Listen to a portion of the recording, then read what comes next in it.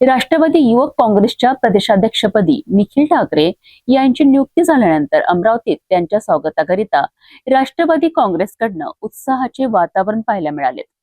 अमरावतीत आगमन होताच निखिल ठाकरे यांनी विविध महापुरुषांना अभिवादन करत आपल्या दौऱ्याला सुरुवात केली आहे। अमरावतीच्या अरविंद चौकात डॉक्टर बाबासाहेब आंबेडकर यांच्या पुतळ्याचे पूजन करून निखिल ठाकरे यांनी अभिवादन केलेत। त्यानंतर पंजाबराव देशमुख यांच्या स्मृतीला अभिवादन करत संत गाडगेबाबा मंदिरातही पूजन करण्यात आले।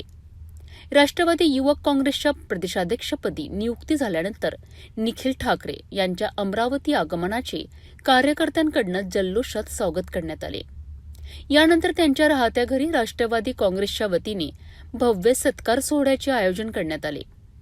यावेळी सुरेखा ठाकरे यांनी आपले विचार मांडत निखिल ठाकरे यांच्या नव्या जबाबदारीबद्दल शुभेच्छा व्यक्त केल्यात।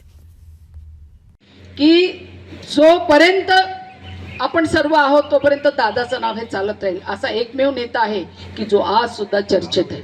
आज सुद्धा क्षणाक्षणाला दादांची आठवण येते असं कोणीच नसेल। नेते जातात, आपण विसरतो, पण अजित दादा असा माणूस आहे ज्याचा राजकारणाशी संबंध नसेल तो सुद्धा दादाची आठवण करतो की चांगला माणूस गेला।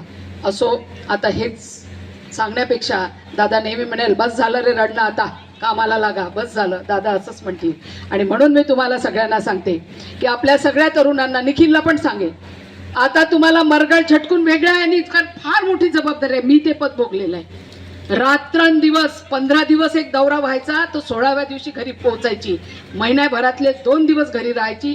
पूर्ण महाराष्ट्र तालुका, मला आजही आठवते की सर्वात जास्त पोस्ट निखिलच्या कुठल्या पडल्या असेल निखिल तर माझ्या वेळच्या जेवढ्या महिला अध्यक्ष आणि माझ्या महिला पदाधिकारी होत्या त्याच घरी जरी बसल्या तर त्या सगळ्यांनी महाराष्ट्रात मध्ये पोस्ट टाकल्या।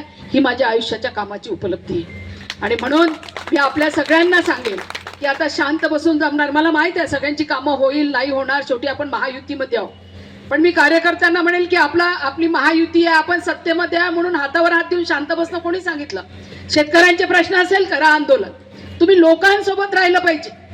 तुम्ही जर असं म्हणाल की नाही आता आम्ही सत्तेत आहोत मग आम्ही कसं करू, अजिबात नाही। तुम्हाला आई लेकरू रडल्याशिवाय दूध पाजत नाही। सरकारला जरी जागा करायचं असेल तर युवक आघाडी आणि विद्यार्थी आघाडीची प्रचंड मोठी जबाबदारी आहे। मला माहिती आहे पॅरेंटचे अध्यक्ष आहेत, पॅरेंटचे तालुका अध्यक्ष, सर्व पदाधिकारी आमच्या नेतृत्वामध्ये यांच्या मार्गदर्शनामध्येच तुम्हाला काम करायचं आहे। तुमचा अहंकार, इगो हे कधी येऊ देऊ नका।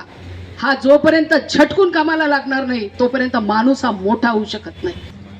त्या साईडला एकत्रित राष्ट्रवादी मी कार्याध्यक्ष होतो, पण जेव्हा या साईडला आलो की आपण कार्याध्यक्ष पण देऊ शकणार नाही, कुठेतरी आपली अडचण आहे। जातीय समीकरण ठेवायचं आहे, दादा ठीक आहे, दादा ती जबाबदारी तुम्हाला, ती जबाबदारी निखिल, कारण दादा त्याला निखिलला विदर्भ अध्यक्ष करा, तुमचा निर्णय आपण पुढे घेऊ, असं करत काम सुरू केलं। हळूहळू काम वाढत गेलं। नंतर ही जेव्हा जबाबदारी द्यायची वेळ आली, दादा मला बोलले निखिल तू जबाबदारी पेलशील, मला शाश्वत जबाबदारी पेलशील, माझी संघटना मी तुझ्या हातात देतोय। जेव्हा संघटना मी तुझ्या हातात देतोय ही जी भावना, म्हणजे किती जीवाचं दान करून संघटना वाढवली असेल, त्याची तळमळ किती असेल ते तेव्हा जाणवली। आज दादा हयातीत नाही, मन भरून येतं, दादा असते आज या गोष्टीचा आनंद किती पट जास्त असता।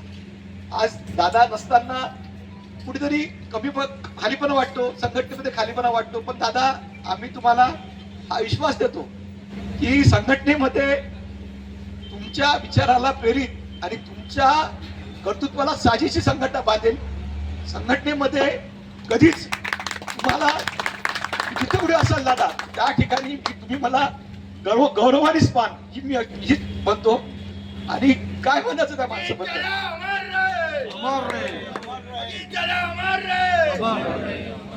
आज बहीण दादा आहेत, तटकरे साहेब आहेत, प्रफुल्लभाई आहेत, सगळेजण पोटच्या पोरात जमत आहेत। आणि त्यांनी जी जबाबदारी दिली ती जबाबदारी अतिशय आदर्शपणे पेलवेल आणि त्यांना गौरव होईल असंच काम करेल, एवढंच बोलतो। महापुरुषांना अभिवादन करत निखिल ठाकरे यांनी अमरावतीतील आपल्या राजकीय दौऱ्याची सुरुवात केली असून राष्ट्रवादी युवक काँग्रेसच्या प्रदेशाध्यक्षपदाची नवी जबाबदारी ते कशा पद्धतीने पार पाडतात याकडे आता राजकीय वर्तुळाचे लक्ष लागले आहे।